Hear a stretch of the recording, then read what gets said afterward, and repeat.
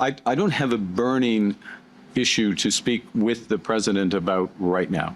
This is a wild press conference. Welcome back to Moose and Loose. My name's David. Today we got Mark Carney over in South Africa doing a press conference. He says he doesn't have time to get a deal with Donald Trump. He's been busy. It's not important right now. The optics are awful on this. We also got Elizabeth May making a fool of herself about oil tankers and ships off the coast of British Columbia. You got a bunch of stuff here. Let's jump into this. Starting this one off, this is going around here on Twitter, Table Salt posting this. This is a comparison of the Liberal Party of Canada versus the Conservative Party of Canada's accounts and where they're being run from. As it says here, Conservative Party is based in Canada. The Liberal Party is based in the United States. Is this elbows up? What is this? And there's more of them here. You can see we got CTV News based in United States, CBC News based in the United States, City News based in the United States, Global News based in the United States. I don't know what's going on with this. Not a good look. There's all sorts of ideas. People saying that this is based on VPN. Some people saying this is who is managing the account. If it's an American company, I just checked my account. It says in Canada. We got other people posting more here. NDP based in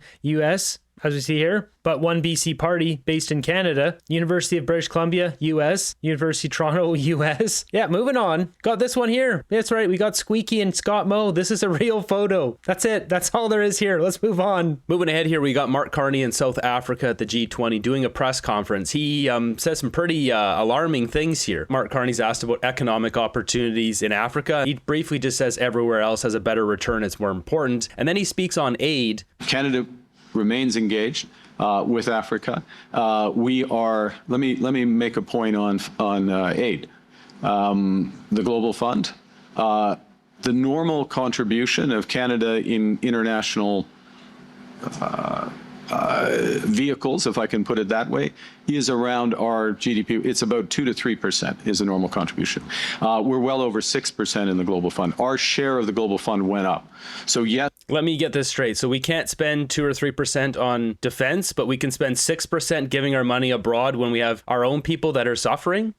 We've had to take pragmatic, responsible decisions across the board in government, which also included returning our aid budget to the level pre-COVID. Within that, though, we're focused on where it has a maximum impact, very much including on this continent where... So what he's talking about here, the drop in aid, it is dropping a bit, but not very much, because Trudeau jacked it so high. On this episode of Far Off Ripoff, Canada announces $1 billion for Global Fund to fight infectious diseases. That's right. That's $1 billion to the world's poorest countries. Might as well add ourselves to that list because we're quickly making our way down the ladder. So this report coming from Canadian Press. It's funny, this article says the $1 billion contribution here is down more than 17%, like it's some sort of bad thing. It's like, dude, $1 billion, we've got people sleeping in tents, our nurses don't have places to live, we've got construction workers, we've got military who live in their cars, and we're sending $1 billion to the other side of the world. I'm sorry, we don't have the money. No more money going abroad. It should all be cut off. If we don't have our stuff buttoned up at home, we shouldn't be sending $1 to anywhere, including Ukraine. I'm sorry, the situation in Ukraine is bad, but Canada can't be funding this stuff when we don't have the money. We're putting our own people in poverty. Since the U.S. called off trade talks with Canada,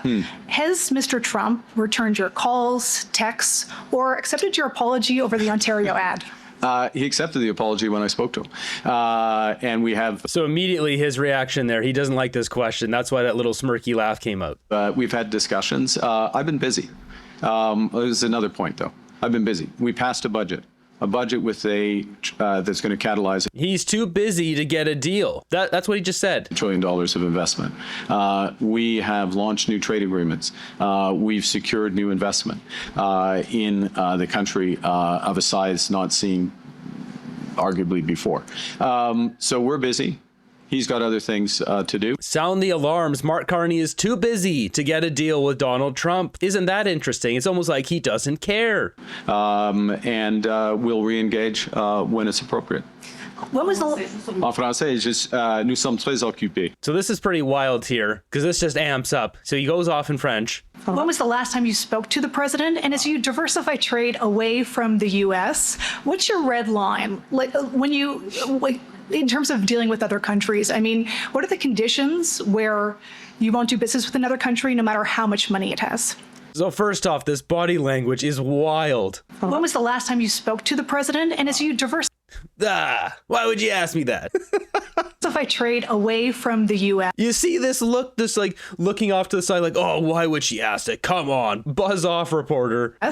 What's your red line?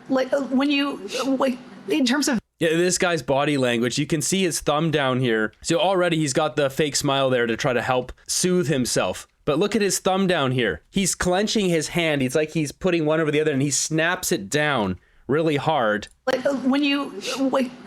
Right there. He's feeling some extreme discomfort with this question. In terms of dealing with other countries, I mean, what are the conditions where you won't do business with another country no matter how much money it has? Well, I think let me answer the second part of that, which is Did you hear that there? Let me answer the second part of that. So this gets amped up because he doesn't answer the first part. levels of engagement with countries. Our partnership with the European Union, for example, is at a level prospectively that is unmatched with other jurisdictions because we have similar values in terms of privacy, for example. We have similar values in terms of sustainability. We have similar values in terms of workers' rights. We have similar values, to go to the previous question, in terms of gender equality, LGBTQ rights. And all of that reflects, so the level of economic cooperation, defense cooperation, security cooperation. We have similar views about territorial integrity in Ukraine as well. So our level of cooperation with the European Union, with the United Kingdom, is on a different level than our level of cooperation with other countries. So there's that aspect. Other countries in the emerging world where there's levels of cooperation which are more in commodity-based trade, goods and everyday goods and services, but don't extend to those broader partnerships. So all relationships are not equal; they're not of equal depth, and certainly it's not the case. This is an important point. When we engage with a country, Canada engages with a country, that we're endorsing everything that country does. The two do not follow. We calibrate our relationship, but it's not an endorsement of everything that happens in a country, nor vice versa from those countries to us. Next question. Who cares? I mean, it's a detail. Whoa, who cares? So Ashley Burke asked him there, I'm pretty sure it's hard to hear. I'm going to pump the volume up and see if it's clear, but I'm pretty sure she asks, but when's the last time you talked to him? And he's like, who cares? Next question. Who cares? I mean, it's a detail. It's a detail. I spoke to him. I'll speak to him again when it matters. I mean, the sort of, comme j'ai dit, nous sommes très occupés. Nous sommes très, très occupés avec l'avenir du Canada. Nous sommes maîtres chez nous et avec les... So I think he goes to give the whole response here. His body language here is very forceful. He's got the double prayer hands pointing at you. So it's a more of an accusatory kind of tone he's using here. But who cares? That's his approach here to Donald Trump. It's a detail. Doesn't matter. He's been busy. This is deplorable. Is this what people voted for? Elbows up? Who cares about getting a deal with our biggest trading partner when people are losing their jobs? So coming out of French... I look forward to speaking to the president soon, but I don't have a burning issue to speak with the president about right now. When America wants to come back and have the discussions on the trade side, we will have those discussions. I'm going to answer a potential question here, and then I'll pass back, which is, for example, with respect to Ukraine and the 28-point plan. We are a core member of the Coalition of the Willing. You would have seen a demonstration of that yesterday with the meeting. European leaders, a core group of European leaders, the Prime Minister of Japan, ourselves, and which formed a common position. And that common position is communicated. Our national security advisors are meeting today in Geneva. Each of us do not need to call President Trump and communicate that position. We need to forge that position. That position's been communicated. The follow-up is being done by our national security advisors. I will be speaking with President Zelensky later today just to close the loop on some aspects of that. Okay. Thanks. He really doesn't like that Donald Trump has more power than him. This is another one of these power-hungry multimillionaire billionaires. I don't know what his net worth is. He doesn't like that Trump is more powerful. It's wild, though, that he says he's been busy. I don't have a burning issue to speak with the president about right now.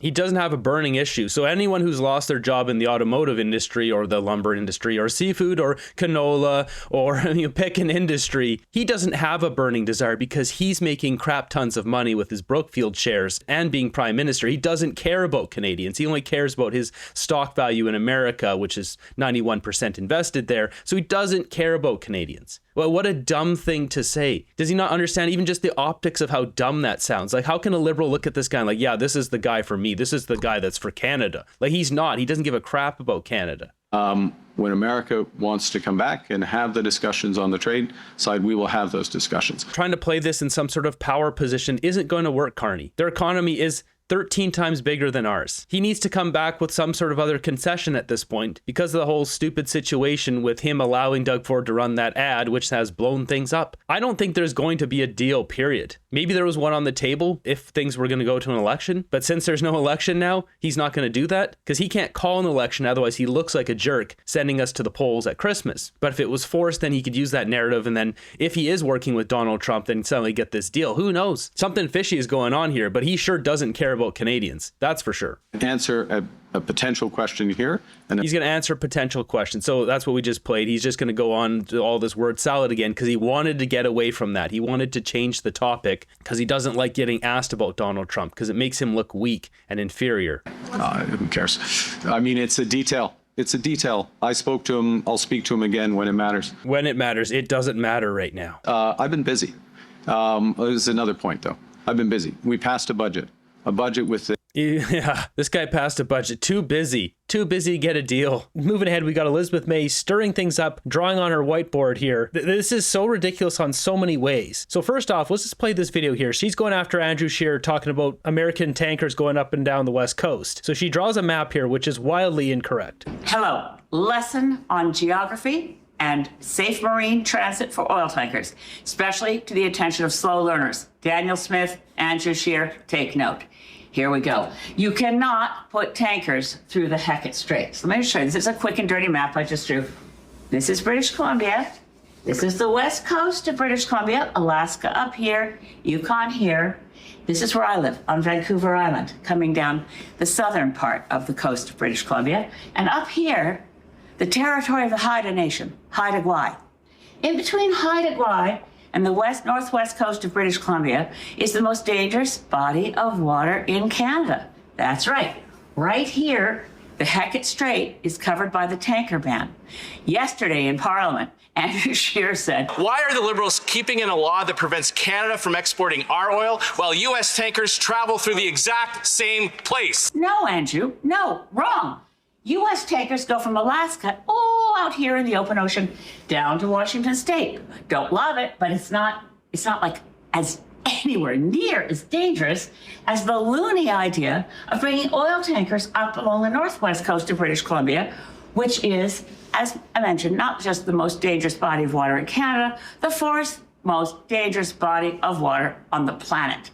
Hecate Strait has been protected from oil tanker traffic by a moratorium between the BC and federal government that's been honored voluntarily since 1972. Justin Trudeau put it in a law with a tanker ban. But bear in mind, it's been honored for 50 years, and no one is going to lift it.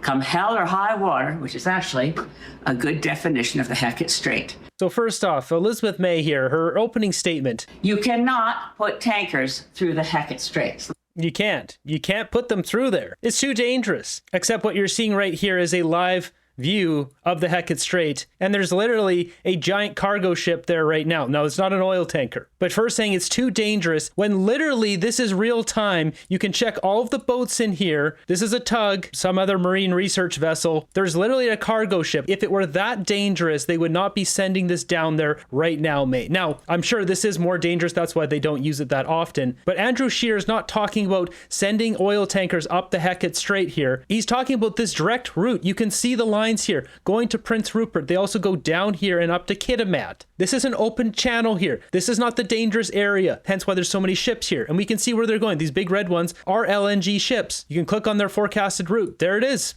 right, going to Kitimat. That's where that ship's going. Elizabeth May is making up nonsense. And on top of that, look at her map. Vancouver Island, Haida Gwaii. She's barely got a space here, making it seem like this is the only place to go. In reality, look at the distance between Vancouver Island and Haida Gwaii. It's gigantic. Her map does not represent this at all. And what happens here is the ships that go down to America from Alaska, they'll come down and they'll go along Haida Gwaii here and along Vancouver Island, then into Seattle or down to San Francisco or wherever down here. We know this because we can click on these ships and see exactly where they're going. You can even turn this thing on here with projected course and it'll show you with the line where these ships are going, the direction they're going. Most of these ships go to Asia. As we zoom out here, we can see they all go to Asia. You can see the line, they all cut right through here.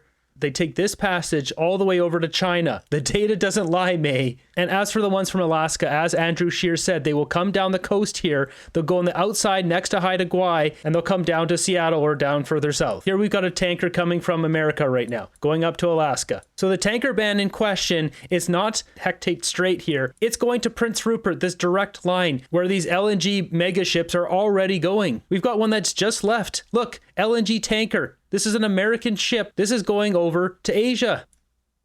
We've got this one too, vesselfinder.com. It's another one that tracks ships. Same thing. You can see where they're all going. The ones that come closer to British Columbia come out of Seattle and come up here on the left side of Haida Gwaii. As from the previous website, a cargo ship in this hectic strait right now. Really what's at question though is having tankers go in here to Prince Rupert. If these big ships here can go in there, then why can't an oil tanker? So this is stirring up quite a bit of outrage. We have numerous people posting exactly the same thing here, drawing the line. The ships aren't going through there. They go around on the outside. As I just showed, straight line going out. This guy here, Saeed, is an economist, proud Canadian Albertan, saying Elizabeth May, the leader of the far left party, is either shockingly hypocrite or utterly incompetent. Every year, 210 to 230 American oil tankers transport crude oil from the Valdez Marine Terminal in Alaska, traveling south through Canadian waters just below Haida Gwaii. So just as I showed, they go on the outside left side of Haida Gwaii and go down to America. They're talking about this on CTV here. I agree with them about the British Columbia voice not being heard. But if you look at public opinion polls, Peter, as you know, British Columbians are divided on this. There's not an absolute public opinion majority against all this. And tanker traffic does exist along that corridor. It just happens to be Americans who are going along that corridor. And, the idea that, there's a tanker ban or there's no tanker ban, there is such thing as a middle ground. There's such thing as having tankers go in and out of those waters in a way that is judicious and responsible, that has world-class technology, that it keeps our waters and our environment say it is done in a responsible way.